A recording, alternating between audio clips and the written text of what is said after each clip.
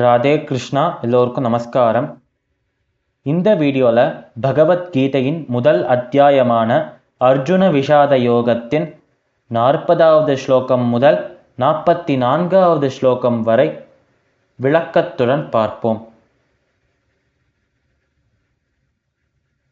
குலக்ஷயே பிரணஷ்யந்தி குலதர்மா சனாதனாஹ தர்மே நஷ்டே குலம் கிருத்ஸ்னம் अधर्मोऽभिभवत्युत अधर्माभिभवात् कृष्ण प्रदुष्यन्ति कुलस्त्रियः स्त्रीषु दुष्टाषु वा स्नेयः जायते वर्णसङ्करः सङ्करो नरकायैव कुलघ्नानां कुलस्य च पतन्ति पितरो ह्येषां लुप्तपिण्डोदकक्रियाः दोषैरेतैः कुलघ्नानां वर्णसङ्करकारकैः उत्सात्यन्ते जातिधर्माः कुलधर्माश्च शाश्वताः उत्सन्नकुलधर्माणां मनुष्याणां जनार्दन नरके नियतं वासो भवतीत्यनुशुश्रुमा.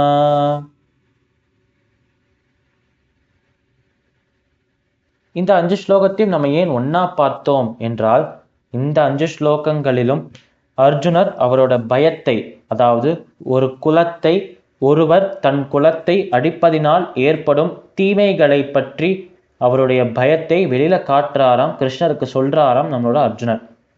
அப்படி ஒருத்தர் அவரோட குலத்தை அழித்தால் என்னென்ன நடக்கும், அதை தான் இப்ப பார்க்க போறோம். ஒருத்தர் தன்னுடைய குலத்தை அழித்தால் அந்த குலத்தின் குல தர்மமும் அழிந்து போகும். தர்மம் அழிந்து போனால் அங்கு அதர்மம் மேலோங்கி நிற்கும். அதர்மம் மேலோங்கி நிற்கும் காரணத்தினால் அந்த குலத்தை சார்ந்த பெண்கள், குல பெண்கள் வழிமாறி போவார்கள். இப்படி வழிமாறி போகும் பெண்களுக்கு பிறக்கும் குழந்தைகள் மூர்க்க குணம் வாய்ந்தவர்களாக, அரக்க குணம் வாய்ந்தவர்களாக இருப்பார்கள்.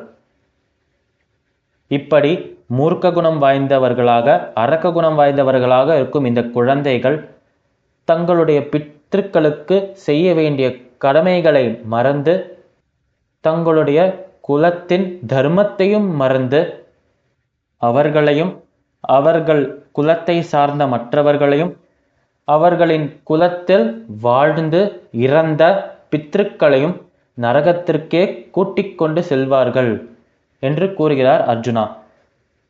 அதனால் கடைசியில் என்ன சொல்றாருன்னா, சுருக்கமா என்ன சொல்றாருன்னா, ஒருத்தர் தன்னுடைய குலத்தை அழிச்சிட்டா அதுக்கப்புறம் அந்த குலத்தில் வரும் நபர்கள் அனைவருமே நரகத்திற்கு தான் செல்வார்கள். அவர்களுக்கு மோட்சம், முக்தி என்பது கிடையாது. வாழும் வாழ்க்கையும் நரக்கமாக தான் இருக்கும். அவர்கள் இறந்த பிறகு நரகத்தை தான் சென்று அடைவார்கள் என்று அர்ஜுனர் கூறுகிறார்.